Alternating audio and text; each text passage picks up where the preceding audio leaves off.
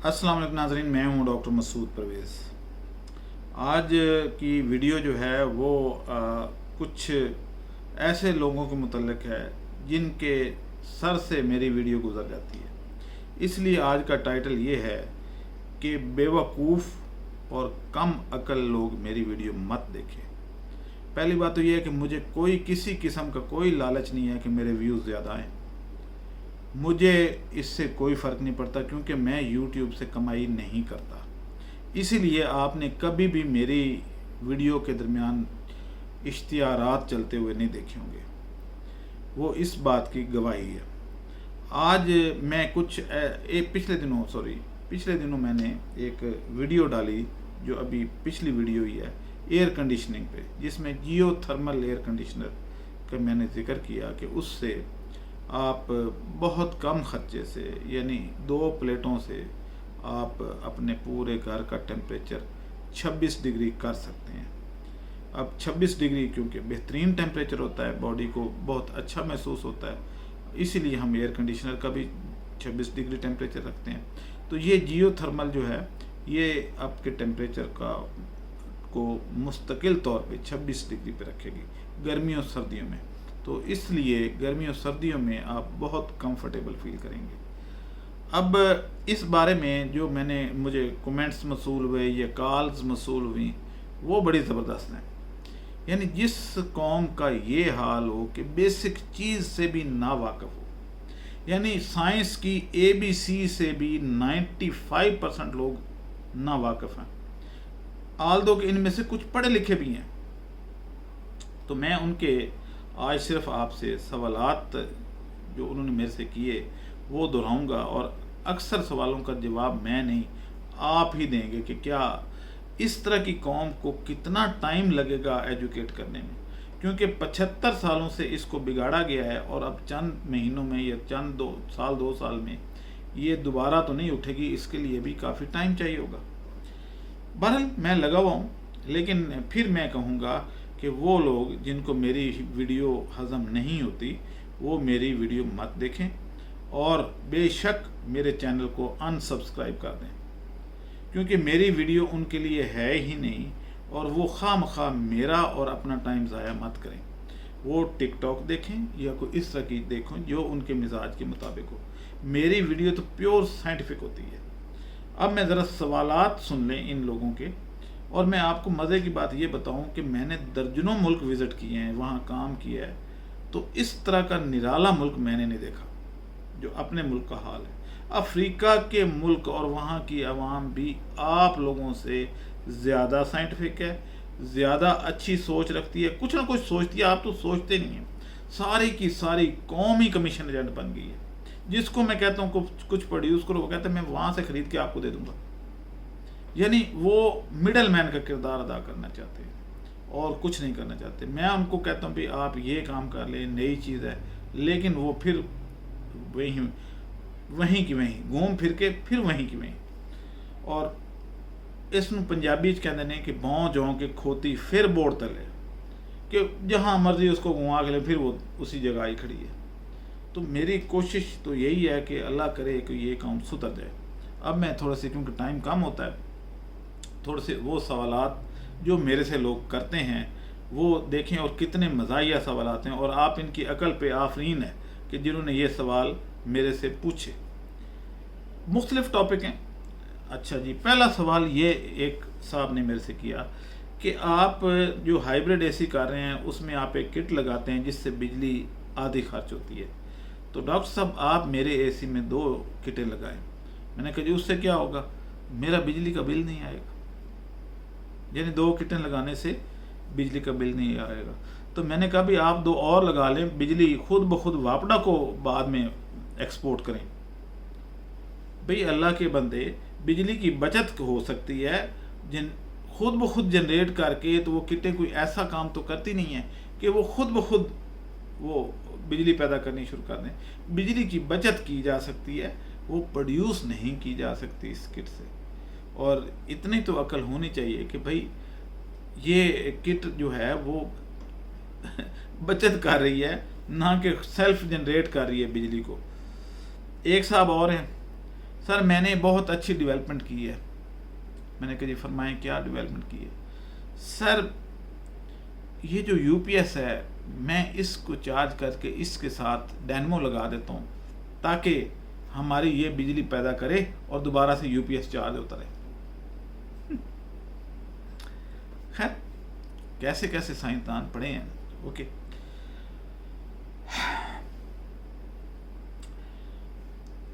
تیسرے بندے کا فون آیا جی کہ ویڈیو میرے سر سے گزر گئی، مجھے پتہ نہیں چلا. مجھے یہ پتہ نہیں چلا کہ جو آپ نے اس میں ٹھنڈے پانی کا ذکر کیا ہے اس کے اندر نہانا ہے، وہ کیسے ٹھنڈا ہوگا، یہ کمرے کے اوپر چھڑکاؤ کرنا ہے، تو مجھے نہیں پتہ. حالانکہ جیو تھرمل اے سی کا بار بار درجنوں دفعہ اس میں ذکر ہوا. تو ایئر کنڈیشنر کی بات ہو رہی ہے، چھڑکاؤ کی تو نہیں ہو رہی، کیونکہ ہمارے ذہنوں میں ہے ہی پائپ لے کے چھڑکاؤ کرنا، تو اس سے فرش ٹھنڈا کر لینا اور بس اسی کو ہم سمجھتے ہیں کہ یہ بہت اچھا. چلے خیر ایک اور مچھلی پہ میں نے پروگرام کیا تو اس میں میں نے ہیچری کا ایک ذکر کیا. تو ایک خاتون نے مجھے یہ کہا کہ سر میں پوری رات سوچتی رہی ہوں، آپ نے ہیچری کا بہت اچھا زبردست کاروبار ہے، لیکن ایک بات کی سمجھ نہیں آئی کہ میں مچھلی کو پکڑ کے انڈوں پہ بٹھاؤں گی کیسے. یعنی وہ مرغی ہے جس کو انڈے پہ بٹھا رہی ہیں. چلیں خیر کیا کریں. اچھا جی اگلا سوال کیا تھا؟ جیو تھرمل اے سی سے پانی ٹھنڈا ہوتا ہے تو اس کو چھڑکاؤ کر کے تو پتہ ہے کہ ٹھنڈک ہو جائے گی، لیکن جیو ٹی وی کا اس کے ساتھ کیا تعلق ہے؟ یعنی جیو تھرمل اے سی کو جو میں نے ذکر کیا اس کو یہ بھی نہیں پتا کہ جیو کیا معنی رکھتا ہے. وہ یہ سمجھ رہا ہے کہ چھڑکاؤ کریں گے اور ساتھ میں جیو ٹی وی پہ خبریں یا ڈرامے دیکھیں گے. لا حول ولا قوت. اس قوم کو جگانے کے لیے میں چل پڑا ہوں. چلیں خیر اگلی پہ آتے ہیں. پیاز کو کاٹ کر سکھانا ہے یا ثابت؟ یعنی میں نے آنین ڈی ہائیڈریشن پہ کہا تھا کہ کچھ ہمارے پاس آرڈر آئے ہوئے ہیں کہ ہم خشک پیاز ایکسپورٹ کرنا چاہ رہے ہیں آذربائیجان. تو میں نے اس پہ بات کی کہ اس کے جو سلائس ہیں کاٹ کے تو اس کو ڈی ہائیڈریٹ کر لیں تاکہ وہاں جا کے دوبارہ پانی میں بھگو کے تو اس کو ری ہائیڈریٹ کیا جا سکے. اس ڈی ہائیڈریشن کا مقصد یہ تھا کہ لمبے عرصے تک اس کو محفوظ کیا جا سکتا ہے، ادروائز پیاز خراب ہونا شروع ہو جاتا ہے. تو یہ صاحب کہہ رہے ہیں کہ اس کو پورا جو بلب ہے اس کا، یعنی اتنا بڑا پیاز، اس کو ایسے ہی خشک کرنا ہے، یہ کاٹنا بھی ہے یا چھیلنا بھی ہے. بھئی ایسے وہ کیا خشک ہو پائے گا؟ اور اگر ہو بھی گیا تو اندر سے خراب ہو جائے گا. آپ نے کبھی بھنڈی میں پیاز ڈلا ہوا نہیں دیکھا؟ کبھی آملیٹ میں نہیں دیکھا؟ تو اس طرح سلائس کرنے ہیں بھائی. آگے لوگوں نے اسی طریقے سے آملیٹ میں ڈالنا ہے، یہ جو بھی کرنا ہے. ثابت پیاز اگر ڈرائی ہو گئے تو اس کو کاٹیں گے کیسے؟ چلیں خیر. اچھا جی اگلا جو ہے سوال وہ کیا تھا؟ میرے گھر کے بالکل ساتھ سبزی کی دکان ہے، آپ نے بینگن کا ذکر کیا تھا، تو کیا میں آپ کو وہاں سے اگر بینگن خرید کے بھیجوں تو آپ کس ریٹ پہ لیں گے؟ کیا لاہور میں سبزی کی دکانیں ختم ہو گئی ہیں؟ جو میں آپ کے شہر سے، آپ کی جو گھر کے ساتھ دکان ہے وہیں سے ملتا ہے؟ بینگن کوئی ایسی نایاب چیز ہے کہ جو اور کسی سبزی کی دکان سے نہیں ملتا، اور میں آپ سے خرید کے تو لاہور لے کے آؤں گا اور اس سے، یعنی اتنی تو عقل ہونی چاہیے. بھئی ایک چیز اگر آئل کے لیے استعمال ہو رہی ہے تو پہلی بات تو یہ ہے کہ وہ سبزی والا استعمال ہی نہیں ہوتا. اس کے لیے پکا ہوا بینگن جو درخت کے ساتھ لگا ہوا پک جائے، خشک ہو جائے، اس میں سے آئل زیادہ نکلتا ہے اور وہی آئل کے لیے استعمال ہوتا ہے. اور اگر آپ وہاں سے لے کے مجھے دے بھی دیتے ہیں سبزی والا، اگر سبزی والا استعمال ہوتا بھی، تو کیا آپ کے گھر سے خرید کے یہاں لاتا میں اور اسی سے تیل نکلتا جو آپ کے گھر کے قریب ہے؟ کیا لاہور میں ہر گلی کوچے میں ہر نکر پہ دکان نہیں ہے سبزی کی؟ تو آپ سے لینے کا مجھے، یعنی مسئلہ یہی ہے کہ مڈل مین کا کام، ذہن میں وہ کمیشن بیٹھی ہوئی ہے کہ ساتھ والی دکان سے لوں گا डॉक्टर साहब को डिस्पैच कर दूंगा और मैं उनसे पैसे ज़्यादा ले लूँगा, कमीशन ले लूँगा।